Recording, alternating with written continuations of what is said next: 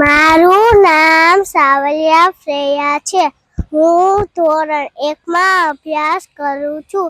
આજે હું તમને મોબાઈલ વિશે 2 શબ્દ કહીશ. તમે ધ્યાનથી સાંભળો એવી હું આશા રાખું છું.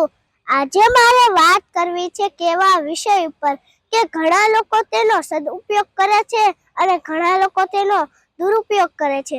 જે સદુપયોગ કરે છે તેને મારા વંદન, જે દુરુપયોગ કરે છે તેને મારા અભિનંદન. મારા વિષયનું નામ છે મોબાઈલ आशीर्वाद के अभिशाप। बदलती दुनिया का ऐसा असर होने लगा, बदलती दुनिया का ऐसा असर होने लगा, आदमी पागल और फोन स्मार्ट होने लगा, आदमी पागल और फोन स्मार्ट होने लगा. તમે મોબાઈલનો ભરપૂર ઉપયોગ કરો, તમે લેપટોપનો ભરપૂર ઉપયોગ કરો, તમે આઈપેડનો ભરપૂર ઉપયોગ કરો, તમે તેમાં અભ્યાસનો તેનો ભરપૂર ઉપયોગ કરો, પણ યાદ રાખજો કે આપણી સેવા માટે છે.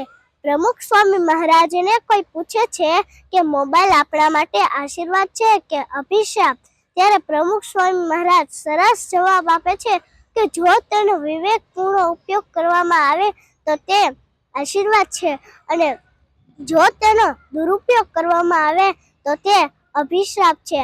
આગળથી ગળ્યું લાગે છે પણ આખી જિંદગી બરબાદ કરી નાખે છે. મારે તમને એક વાર્તા કહેવી છે. એક શાળામાં શિક્ષક બધા વિદ્યાર્થીઓને નિબંધ લખવાનું કહે છે. ત્યારે એક વિદ્યાર્થી એવું લખે તેનો હાર્દ મારે તમને કહેવો છે કે હે ઈશ્વર, જો તું મને આવતા જન્મમાં માનવનો અવતાર આપવાનો હોય ને તો તું મને નહીં આપતો. મારે મોબાઈલ બનવું છે. મારી મમ્મી મને જેટલો પાસે રાખે છે એનાથી વધારે તો એના મોબાઈલને એની પાસે રાખે છે. અને જો તું મને માનવનો જ અવતાર આપવાનો હોય ને તો તું મને ઓફલાઈન મમ્મી આપજે કે જે મારી સાથે રમે, મારા અને પપ્પા માટે ગરમા ગરમ નાસ્તો બનાવે. મારે આવી ઓફલાઈન મમ્મી જોઈએ છે.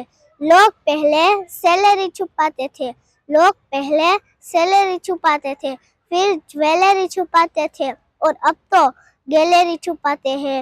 મોબાઈલથી આપણે અનેક સુવિધાઓ ઓછા સમયમાં ઝડપથી મેળવી શકીએ છીએ. મિત્રો, આપણે મોબાઈલથી સારા વિડીયો જોઈને આપણે તેમાંથી સારી પ્રેરણા લઈ શકીએ છીએ અને આપણે પણ ફેસબુક અને સોશિયલ મીડિયાના માધ્યમથી આપણે પણ સારા વિડીયો બનાવીને લોકોને સારો સંદેશો આપી શકીએ છીએ. પણ આપણને મોબાઈલની એટલી લત લાગી છે કે આપણે મોબાઈલ વિના એક ક્ષણ પણ રહી નથી શકતા. આપણે આપણા મા બાપને મૂકી, બાળકોને મૂકી, પત્નીને મૂકી આપણે વિદેશમાં રહી શકીએ છીએ, પણ આપણે મોબાઈલને મૂકીને નથી રહી શકતા.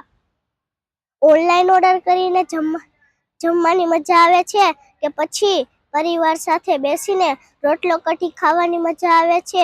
દુકાનમાં કરેલી શોપિંગમાં વધારે મજા આવે છે કે પછી ઓનલાઈન કરેલી શોપિંગમાં વધારે મજા આવે છે? જો આપણે જમવા બેસે ને તો એક હાથમાં ચમચી કે કોળિયો હોય અને બીજા હાથમાં તો તમને ખબર જ હશે. બોલો મિત્રો, શું હશે? જી હા મિત્રો, એ છે મોબાઈલ. પારસભાઈ પાંધી એવું કહે છે કે જો માણસને મશીન ન બનવું હોય ને તો સૂતા પહેલા અને ઉઠતા પહેલા 1 કલાક ફોનનું ઇન્ટરનેટ બંધ રાખશે. નહીંતર આવનારો દિવસ એવો આવશે કે તમારા જીવનનું સંચાલન તમે નહીં પણ તમારો મોબાઈલ કરતો હશે. તો બોલો મિત્રો, મોબાઈલ આપણા માટે આશીર્વાદ છે કે અભિશાપ? મોબાઈલ આપણા માટે આશીર્વાદ છે કે અભિશાપ? અંતે હું મારી શાળાના ટીચર્સનો ખૂબ ખૂબ આભાર વ્યક્ત કરું છું કે જેમણે મને આ સ્ટેજ આપ્યું અને આપ જેવા મહાનુભાવો સમક્ષ મારા વિચારો વ્યક્ત કરવાનો મોકો આપ્યો. Thank you. જય હિન્દ, જય ભારત.